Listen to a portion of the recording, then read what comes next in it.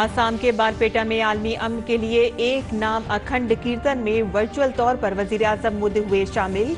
कृष्ण गुरु सेवाश्रम के अकीदतमंदों से भी किया खिताब। पार्लियामेंट में आज भी जारी रही ऑपोजिशन की हंगामाराई। ऑपोजिशन की हंगामाराई की वजह से लोकसभा की कार्रवाई पीर तक के लिए मुलतवी।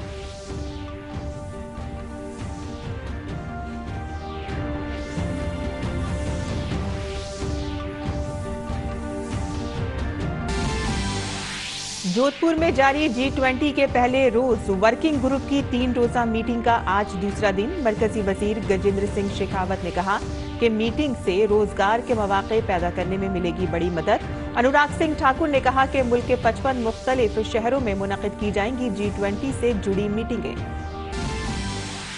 त्रिपुरा में असेंबली इंतखाबात की सरगर्मियां तेज। बीजेपी विजय संकल्प रैली के साथ इंतखाबी तशहीरी मुहिम का करेगी आगाज। बकिया सियासी जमातों ने भी शुरू की तशहीरी मुहिम। 60 असेंबली सीटों के लिए मजमूई तौर पर 259 उम्मीदवार हैं मैदान में। उत्तर प्रदेश में MLC इंतखाबात में बीजेपी ने लहराया जीत का परचम। 5 में से 4 सीटों पर बीजेपी उम्मीदवारों की जीत। वहीं महाराष्ट्र में 2 अघाड़ी इत्तेहाद के खाते में, जबकि बीजेपी और आजाद उम्मीदवार ने जीत दर्ज की एक सीट पर। यूक्रेन के सदर जेलेंस्की ने रूस पर मजीद पाबंदियां लगाए जाने का किया मुतालबा। यूरोपीय यूनियन की सरबराह ने जेलेंस्की से मुलाकात के दौरान यूक्रेन की हिमायत बरकरार रखने की कराई यकीन दहानी।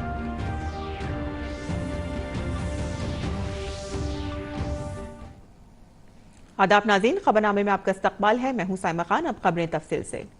वज़ीर आज़म नरेंद्र मोदी ने आज वीडियो कॉन्फ्रेंसिंग के जरिए आसाम के बारपेटा में आलमी अमन के लिए मुनक़िद कृष्ण गुरु एक नाम अखंड कीर्तन में शिरकत की। इस मौके पर वज़ीर आज़म ने कृष्ण गुरु सेवाश्रम के अकीदतमंदों से भी खिताब किया। परमा गुरु कृष्ण गुरु ईश्वर ने 1974 में आसाम के बारपेटा जिले के नास्तरा गांव में कृष्ण गुरु सेवाश्रम कायम किया था। कृष्ण गुरु एक नाम अखंड कीर्तन बराए आलमी अमन 6 जनवरी से कृष्ण गुरु सेवाश्रम में 1 माह से कीर्तन जारी है।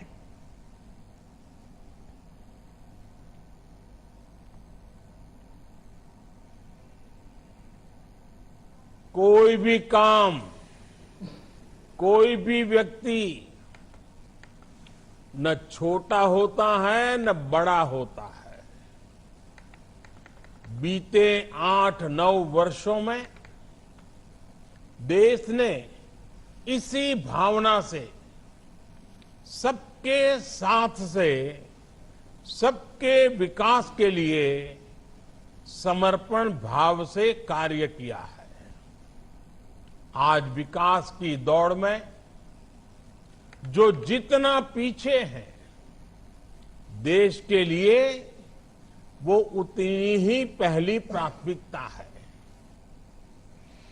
आगे बढ़ते हैं, जहां बीजेपी रुकन पार्लियामेंट मीनाक्षी लेखी का कहना है कि आम आदमी पार्टी ने बदउनवानी में तमाम हदें पार कर दी हैं।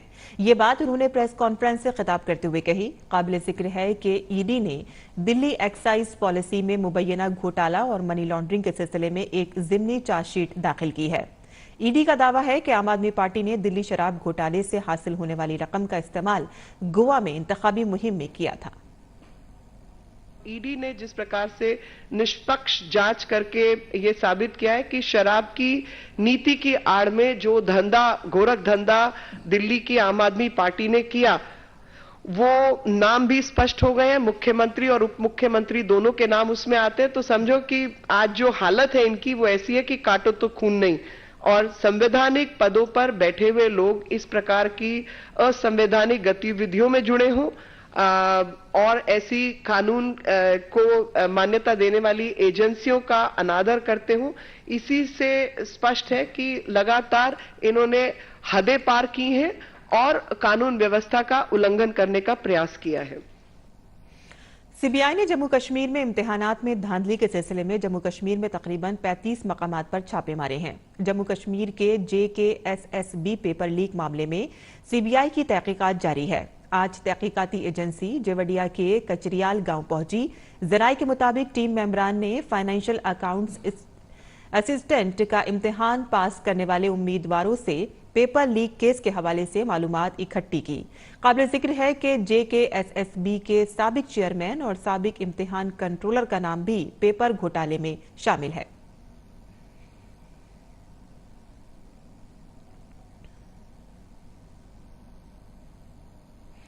बीजेपी ने एक बार फिर Gorakhpur, Faizabad division graduate, Kanpur division graduate, Bareilly Moradabad division graduate, Allahabad Jhansi division teacher और कानपुर डिवीजन टीचर सीट पर कामयाबी हासिल की है। इन सीटों पर बीजेपी का मुकाबला एसपी से था। तमाम सीटों पर एसपी उम्मीदवारों को करारी शिकस्त हुई है। यही नहीं, Bareilly Moradabad division graduate seat से doctor Jaipal, Kanpur graduate seat से अरुण पाठक और Gorakhpur Faizabad division graduate seat से बीजेपी उम्मीदवार देवेंद्र प्रताप सिंह ने हैट्रिक लगाई है। उन्होंने अपने करीबी हरीफ एसपी के करुणाकांत मौर्य को 17,455 वोटों से शिकस्त दी और मुसलसल तीसरी बार जीत दर्ज की है। बरेली मुरादाबाद ग्रेजुएट इलेक्शन में बीजेपी के डॉक्टर जयपाल सिंह ने 51,257 वोटों के साथ जीत की हैट्रिक लगाई है। ऑन मेरिट के आधार पर मैंने हर वर्ग को निधि दी है। उसका परिणाम मुझे मिला है कि मतदाताओं ने जाति भेद भुलाकर, धर्म भेद भुलाकर, संप्रदायवाद को भुलाकर, क्षेत्रवाद को भुलाकर, सभी को भुला करके मुझे पूरा आशीर्वाद सभी गुरजनों ने दिया है। वहीं महाराष्ट्र विकास अघाड़ी ने महाराष्ट्र कानून साज काउंसिल के इंतखाबात में 2 सीटें जीती हैं, जबकि बीजेपी और एक आजाद उम्मीदवार ने एक सीट जीती है। नासिक ब्लॉक के ग्रेजुएट डिवीजन से आजाद उम्मीदवार और कांग्रेस के बाकी सत्यजीत ने कामयाबी हासिल की है। उन्होंने महाराष्ट्र विकास अघाड़ी की हिमायत याफ्ता शुभांगी पाठक को शिकस्त दी है। बीजेपी के ध्यानेश्वर महात्रे ने कोंकण टीचर चुनावी हलके में महाराष्ट्र विकास अघाड़ी के बलराम पाठक को शिकस्त दी है। महाराष्ट्र विकास अघाड़ी के हिमायत याफ्ता आजाद उम्मीदवार सुधाकर ने नागपुर टीचर इंतखाबी हलके में कामयाबी हासिल की। उन्होंने बीजेपी के हिमायत याफ्ता मौजूदा MLC नागू गन्नार को शिकस्त दी है। NCP के विक्रम काले ने मराठवाड़ा के टीचर इंतखाबी हलके में बीजेपी के किरण पाठक को शिकस्त दी। त्रिपुरा असेंबली इंतखाबात के लिए इंतखाबी मुहिम जारी है। इसी सिलसिले में बीजेपी सदर JP नड्डा ने अमरपुर में विजय संकल्प रैली से खिताब किया। इस मौके पर उन्होंने कहा कि मोदी हुकूमत और रियासत की बीजेपी हुकूमत त्रिपुरा को तरक्की की रफ्तार दे रही है। बीजेपी की डबल इंजन की हुकूमत ने त्रिपुरा की तस्वीर और किस्मत बदल दी है। आज मुझे खुशी है कि जब हम 5 साल सरकार में रहने के पश्चात आपके बीच में आते हैं तो हम गौरव से कह सकते हैं, जिस बात को प्रधानमंत्री जी ने 5 साल पहले कहा था कि अगर भारत के दूसरे हिस्से विकास कर सकते हैं तो त्रिपुरा क्यों विकास नहीं कर सकता है। त्रिपुरा भारतीय जनता पार्टी के नेतृत्व में आगे बढ़ चला है, अब रुकने वाला नहीं है, बढ़ता ही रहेगा। और त्रिपुरा में इसी माह होने वाले असेंबली इंतखाबात के लिए अब कुल 259 उम्मीदवार इंतखाबी मैदान में हैं। कागजात नामजद की वापसी की कार्रवाई मुकम्मल होने के बाद इलेक्शन कमीशन की जानिब से ये आददोशुमार सामने आए हैं। इसमें बीजेपी के 55 उम्मीदवार, TMC के 28, CPM और कांग्रेस के 43 और 13 उम्मीदवार इंतखाबी मैदान में हैं। त्रिपुरा में 16 फरवरी को वोटिंग होगी और 2 मार्च को नताइज का ऐलान होगा।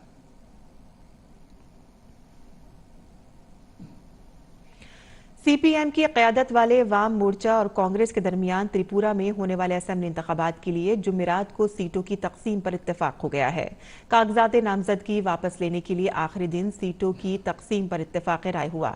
दोनों ही पार्टियों के दरमियान सीटों की तकसीम में इख्तलाफ था। 25 जनवरी को वाम मोर्चे ने 60 सीटों में से 47 सीटों पर अपने उम्मीदवारों का ऐलान कर दिया था और कांग्रेस ने के महज 13 सीटें छोड़ी थीं और इसके बाद कांग्रेस ने 17 सीटों पर अपने उम्मीदवार का ऐलान कर दिया था।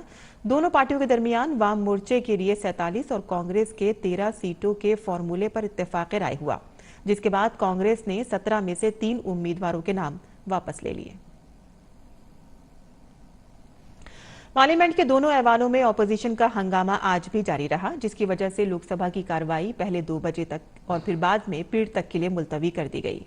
राज्यसभा में भी ऑपोजिशन के हंगामा राय की वजह से ऐवान की कार्रवाई पहले 2:30 बजे तक और बाद में पीड़ तक के लिए मुलतवी कर दी गई। आज सुबह 11 बजे लोकसभा और राज्यसभा की कार्रवाई शुरू हुई तो ऑपोजिशन ने हंगामा शुरू कर दिया, जिसकी वजह से लोकसभा की कार्रवाई दोपहर 2 बजे तक और राज्यसभा की कार्रवाई 2:30 बजे तक मुलतवी करनी पड़ी।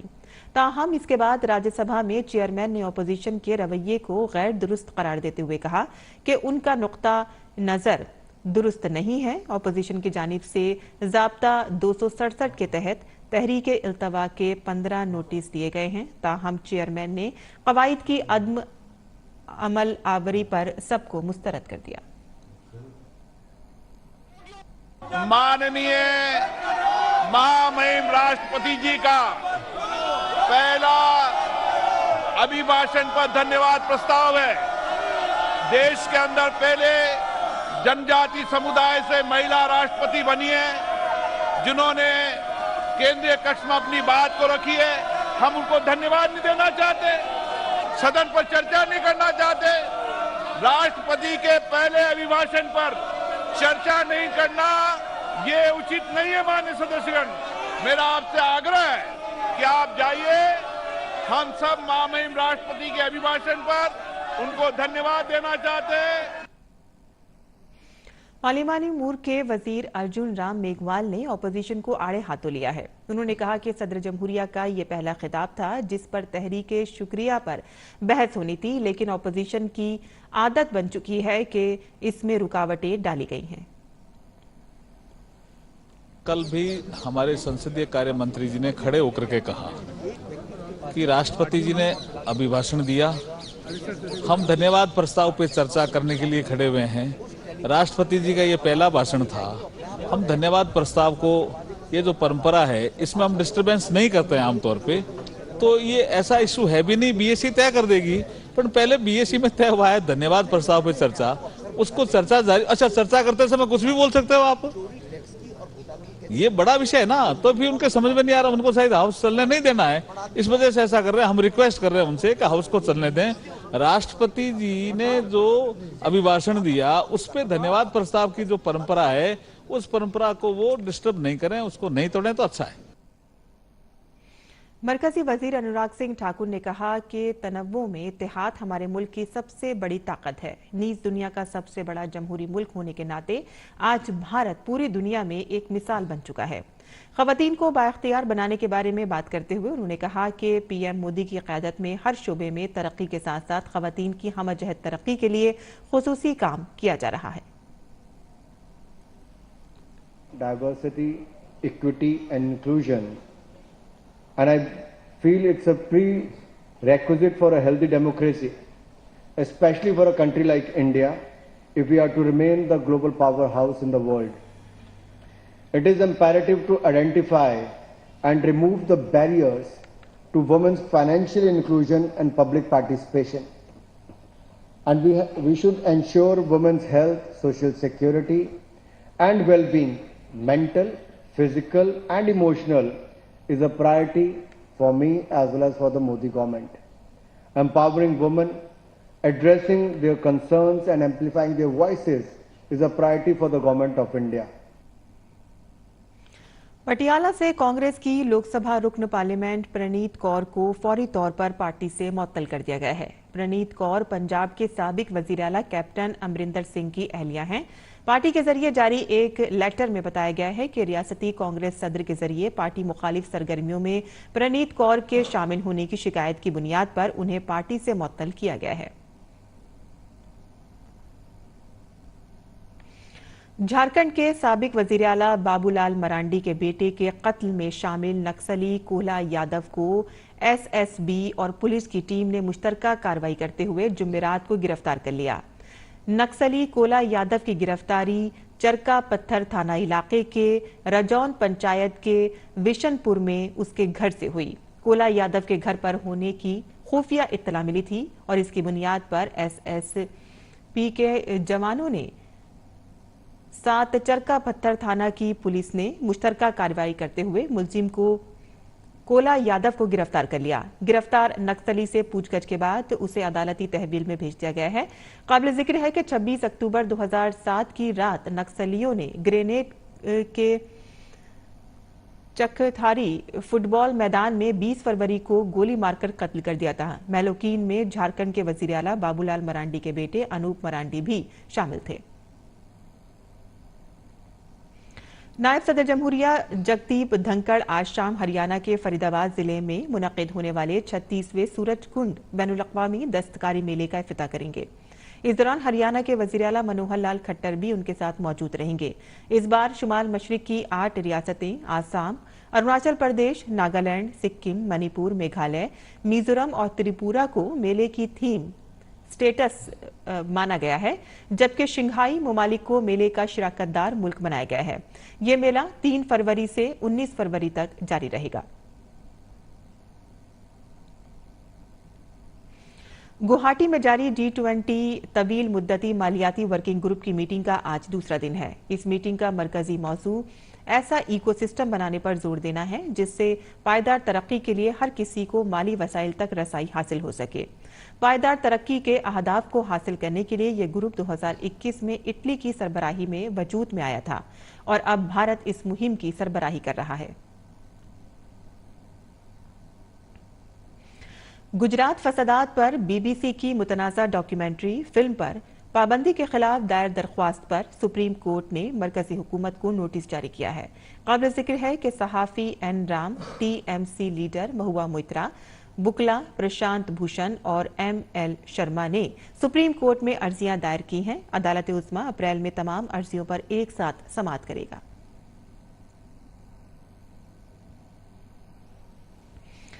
और बीजेपी लीडर और सीनियर एडवोकेट महेश जेठमलानी ने बीबीसी की तनकीद की है। उन्होंने कहा है कि बीबीसी के चीनी कंपनियों से रवाबित हैं और वहीं से उन्हें माली इमदाद मिलती है। महेश जेठमलानी ने कहा कि बीबीसी की भारत मुखालिफ प्रोपेगेंडा फैलाने की एक तवील तारीख रही है। डीडी न्यूज के नुमाइंदे नीरज सिंह ने उनसे खास बातचीत की है। सर, महेश जेठमलानी जी इस समय हमारे साथ हैं। सर, बीबीसी की डॉक्यूमेंट्री जिस तरीके से आई है, आपको लग रहा है एक प्रोपेगेंडा के बेसिस पे आई है और इसका एक खास मकसद है? जी, मैंने तो कहा है ये जो मामला है, ये सबसे पहले आप ये देखिए ना कि ये जो मामला है सुप्रीम कोर्ट ने इस पे गंभीर सोच देखकर क्लीन चिट दिया है पीएम मोदी को, और उन्होंने कहा है कि तीस्ता सेटलवाद जैसे जो एक्टिविस्ट हैं ये सब उनका प्री प्लान कॉन्स्पिरेसी है, साजिश है उनका। तो इसके बावजूद ये कैसे करते हैं? यानी ये एक हमारे जुडिशरी पर कलंक है। ये बाहर के संस्था, और वो भी इसीलिए उनका जो चाइनीज का जो फाइनेंशियल इंटरलॉकिंग है वो फिर बहुत अहम होता है। ये आपने सीधा आरोप लगाया कि चाइना का कहीं ना कहीं एक हाथ है इसके पीछे, क्योंकि फाइनेंशियली बीबीसी को सपोर्ट करता है चाइना। देखिए, जिस हद तक फाइनेंशियल इंटरलॉकिंग हुआ है चाइना के साथ, एक तरफ से वो पैसे ले रहे हैं, दूसरे तरफ से वो अपने पेंशन फंड्स 47,000 एम्प्लॉयज़ के जो पेंशन फंड्स हैं उसको वहाँ पे वो इन्वेस्ट करते हैं उनके कंपनीज़ में, स्टेट ओन कंपनीज़ में। तो जैसे उनका MP जो inter parliamentary alliance on China, lord Alton जो है, उन्होंने खुद कहा है take my bread sing my song. यदि आपका खाना इनसे आता है, बीबीसी जो थी वो बिल्कुल उस समय वो on the verge of bankruptcy थी। तो आपने पैसे लिए और आपने अपना कॉन्शियंस को बेच दिया। आपके हिसाब से सही है जो बैन किया गया है इस डॉक्यूमेंट्री? मेरी राय है कि डॉक्यूमेंट्री बैन करना बिल्कुल सही था। धन्यवाद। तो ये थे हमारे साथ महेश जेठमलानी जी, जो बता रहे थे कि बीबीसी की जो डॉक्यूमेंट्री आई है उसके पीछे एक खास मकसद है और चाइना इसके पीछे फंडिंग कर रहा है। कैमरामैन भीम के साथ नीरज सिंह, डीडी न्यूज़, दिल्ली। आसाम के वजीर आला हेमंत बिस्वा शर्मा ने बताया कि रियासती हुकूमत ने आज से कम उम्री की शादी के खिलाफ जामे कार्रवाई शुरू की है, जिसके तहत पुलिस ने एक पखवाड़े से भी कम वक्त में कम उम्री के 4004 मामले दर्ज किए हैं। उन्होंने कहा कि आसाम पुलिस ने रियासत भर में कम उम्री की शादी से मुतालिक मामलों में अब तक 1800 अफराद को गिरफ्तार भी किया है। वज़ीर आला ने बताया कि 14 बरस से कम उम्र की लड़कियों की शादी करने वालों पर जिनसी जराइम से बच्चों के तहफ़्फ़ुज़ कानून के तहत मामला दर्ज किया जाएगा और कम उम्री की शादी की रोकथाम कानून 2006 के तहत इन अफराद के खिलाफ मामला दर्ज किए जाएंगे जिन्होंने 14 से 18 बरस की उम्र में लड़कियों की शादी की है। कम उम्री की शादी के खिलाफ कानून के तहत दर्ज इन 4004 मुकदमों की बात करें तो 15 अजला में से सबसे ज्यादा 370 मुकदमे डुबरी जिले में दर्ज हुए हैं, जबकि दूसरे नंबर पर कमिश्नरेट 192 मुकदमे और तीसरे नंबर पर गोलपारा जिले में 157 मुकदमे दर्ज हुए हैं।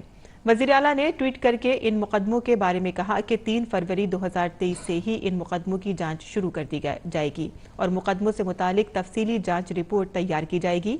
मुल्ज़िमीन को सख्त सजा मिले ताकि आइंदा कोई इस कानून की खिलाफ वर्जी करने से भी ना सोचे। काबिल जिक्र है कि पिछले माह रियासती काबीना ने कम उम्री की शादी की बुराई के खिलाफ बड़े पैमाने पर कार्रवाई शुरू करने का फैसला किया था और इस कोशिश में सबसे ताउन की अपील की थी।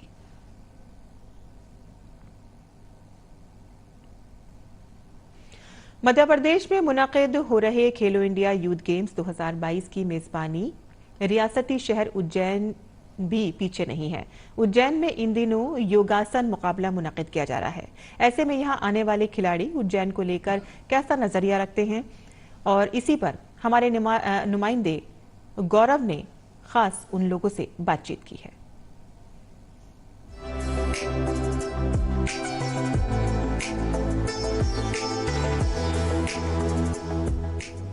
उज्जैन मुल्क का सबसे कदीम शहर है जो शेरपा नदी के किनारे वाक़ है। यहाँ हर 12 साल बाद सिंहस्थ महाकुंभ मेला लगता है। भगवान शिव के 12 ज्योतिर्लिंगों में से एक महाकाल इसी शहर में वाक़ है, लेकिन इन दिनों ये शहर खेलो इंडिया यूथ गेम्स की वजह से चर्चा में है। उज्जैन में योगासन मुकाबले का इनेकाद किया जा रहा है, जिसमें हर कोने से नौजवान खिलाड़ी हिस्सा ले रहे हैं। This is the first year of in Khelo India. Last year भी हमारा सिलेक्शन हो गया था, बट हमें शायद चांस नहीं मिला था, बट दिस टाइम हमें चांस मिला है, तो हमने अपना बहुत बेस्ट दिया है। और ये हम बहुत एक्साइटेड थे कि उज्जैन में होने वाला है, जो महाकाल की नगरी कहा जाता है, और योगा उज्जैन में होना इट्स अपने आप में एक बहुत स्पेशल है। तो हम बहुत एक्साइटेड थे और यहाँ पे आके फिर हमने महाकाल के दर्शन भी किए और this is our 3rd day and हम प्रैक्टिस यहाँ पे आके हमें मालूम पड़ता है कि हमारे प्रैक्टिस में अभी क्या क्या कमी है, तो अभी हमें प्रैक्टिस और करने की ज़रूरत है। पिछली बार भी हम लोग खेलो इंडिया में गए थे। इस बार का जो सफ़र है इस बार हमारे खुद के स्टेट एमपी में हो रहा है और बहुत एक्साइटेड हैं, बहुत ही ज़्यादा खुश हैं कि हमारे स्टेट को ये मौका मिला। हम एक होस्ट स्टेट हैं और हम लोग पूरी जी जान लगा रहे हैं अपने परफॉर्मेंसेस में। यहाँ का जितना भी पूरा अरेंजमेंट है बहुत ही ज़्यादा अच्छा है। यहाँ पे महाकाल नगरी है जो भी बहुत पुण्य है हमारे लिए। हम लोगों ने इनका आशीर्वाद लेके अपनी परफॉर्मेंस देंगे और यहाँ पे जितना भी परफॉर्मेंस का एरिया, जितने भी एरिना हैं, सब बहुत ही ज़्यादा नीट एंड क्लीन है। यहाँ की फैसिलिटीज़ बहुत अच्छी हैं, खाना बहुत अच्छा है, हमें जो प्रोटीन चाहिए रहता है वो ही मिलता है। हमारे लिए एक डॉक्टर है अगर हमें कोई इमरजेंसी होती है, और इसी की तरह मतलब हमने जो खेलो इंडिया एक्सपेक्ट किया था उससे कई ज़्यादा अच्छा हमें फैसिलिटीज़ मिली हैं और उम्मीद करते हैं कि हमारा परफॉर्मेंस भी उतना ही अच्छा जाए और हम एक मेडल लाएँ अपने स्टेट के लिए। This is a great opportunity for me, so I feel very blessed because the arrangement that I have made is excellent. No words about that, because at that much accommodation, food, everything was very good provided by Madhya Pradesh. I was very happy to be in Madhya Pradesh because the Madhya Pradesh government has conducting a Khelo India yoga competition. It's not an ordinary thing because it was for a yoga player, it is a good identity. Because we are in Khelo India, so I am very proud to be a yoga practitioner. योगासन के मुकाबले के बाद यहाँ मलखम का मुकाबला भी मुनाकिद किया जाएगा, यानी अगले चंद दिनों में उज्जैन शहर देसी खेलों के रंगों में रंगा हुआ नजर आएगा। यानी अकीदत का एहसास और खेल की सनसनी दोनों एक साथ मिलेंगे, जो उज्जैन शहर को एक नई जहत दे रहे हैं। महाकाल की नगरी उज्जैन जो है वो बुलंद हौसले के साथ खेलो इंडिया यूथ गेम्स की मेजबानी कर रही है। एक तरफ जहां जो दर्शनार्थी हैं वो महाकाल के दर्शन भी कर रहे हैं, तो वहीं दूसरी ओर जो खिलाड़ी हैं और जो खेल को एंजॉय करने वाले दर्शक हैं वो योग के खेल को और इसकी साधना को अपने अंदर समाकर इसका भरपूर आनंद ले रहे हैं और सबकी कोशिश यही है कि यहां से एक बेहतर मंच जो है वो सामने आकर देखने को मिले। कैमरामैन शुभम शर्मा के साथ मैं गौरव कुमार, डीडी न्यूज, उज्जैन। और साउथ इंडियन सिनेमा के सीनियर फिल्मसाज और अदाकार के विश्वनाथ का हैदराबाद में इंतकाल हो गया। वो 92 बरस के थे। तेलुगु सिनेमा के तजुर्बेकार फिल्मसाज और अदाकार ने न सिर्फ टॉलीवुड बल्कि हिंदी सिनेमा में भी कई फिल्में बनाई। अदाकार विश्वनाथ को 1992 में पद्मश्री से नवाजा गया और बाद में 2016 में उन्हें दादा साहेब फाल्के अवार्ड से भी नवाजा गया। तेलुगु फिल्म इंडस्ट्री की तारीख में उनका हमेशा एक खास मकाम रहेगा। और वजीर आजम नरेंद्र मोदी ने भी उनके इंतकाल पर दुख का इजहार किया है। आगे बढ़ते हैं, जहां राजस्थान एक शाही रियासत है जो अपनी बहादुरी की दास्तानों और जयपुराना वकार की वजह से दुनिया भर में अपनी खास शिनाख्त रखती है। आज हम आपको हेरिटेज वॉक के सेगमेंट में करा रहे हैं राजस्थान में वाक़े कुंभलगढ़ किले की सैर। क्या आप जानते हैं कि दीवार चीन के बाद दुनिया की दूसरी सबसे तवील दीवार कुंभलगढ़ किला ही है? तो आइए चलते हैं कुंभलगढ़ की सैर पर।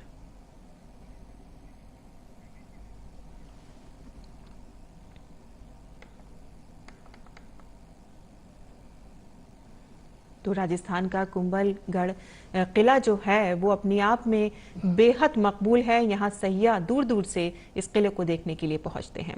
आगे बढ़ते हैं और बात करते हैं बैनुल-अक़वामी खबरों की, जहां यूक्रेन पर हमलों में तेजी के दौरान सदर ज़ेलेंस्की ने जुमेरात को रूस पर नई और मजीद पाबंदियां आयद करने का मुतालबा किया है। यूरोपीय यूनियन के रहनुमाओं से ज़ेलेंस्की ने ये दरख्वास्त की है कि मशरक़ी यूक्रेन में रूसी फौजी कार्रवाइयों में शिद्दत में तेजी सामने आई है। दरियासना रूसी फौज ने मशरक़ी डोनेस्टिक सूबे के शहर करामाटोस पर मिसाइल दागे हैं। मिसाइल हमले से एक अपार्टमेंट मुकम्मल तौर पर तबाह हो गया, जिसमें मुकीम 3 अफराद हलाक और 18 जख्मी हो गए। यूरोपीय यूनियन की सरबराह उर्सुला वॉन डेर लेयन ने एक आला सतही वफ्द के साथ जुमेरात को ट्रेन से कीव पहुंची। वो कीव में क़याम करेंगी और 2 दिन तक आला हुकाम से बातचीत करेंगी। यूक्रेन को उम्मीद है कि ये बातचीत यूरोपीय यूनियन में शामिल होने की राह हमवार करेगी। ज़ेलेंस्की के साथ मुश्तरका प्रेस कॉन्फ्रेंस में येलन ने कहा है कि हमारी पाबंदियों ने रूस की मईशत को कमजोर करना शुरू कर दिया है और ये पाबंदियां रूस को कम से कम एक नस्ल पीछे कर देंगी। और IMF ने माशी बहरान से गुजर रहे पाकिस्तान को बिजली की शरह बढ़ाने की हिदायत दी है। IMF ने इससे पहले भी पाकिस्तान के कर्ज लेने और वापस करने के तरीके को गलत बताया था। IMF ने कहा है कि पाकिस्तान को बिजली के बिल में दी जा रही रियायत को खत्म करने के साथ साथ बिजली की कीमत फी यूनिट 12 रुपये 50 पैसे तक करनी चाहिए।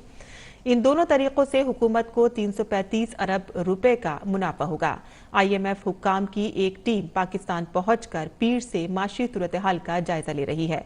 ये टीम पाकिस्तान को दिए जाने वाले $7 अरब के कर्ज में से 1.18 अरब डॉलर की अव्वलीन किस्त अदा करने से पहले हालात का जायजा ले रही है। जायजे के दौरान IMF ने हुकूमत पाकिस्तान से कहा कि वो तवानाई के शोबे में जामी इस्लाहात करे। इस वक्त पाकिस्तान में बिजली की कीमत 7 रुपए फी यूनिट है। IMF ने इसे बढ़ाकर 11 से 12 रुपए 50 पैसे फी यूनिट करने के लिए कहा है। और इसी के साथ ही हमारा खबरनामा यहीं खत्म पसीर होता है। हमारी पूरी टीम को दें इजाजत। आदाब।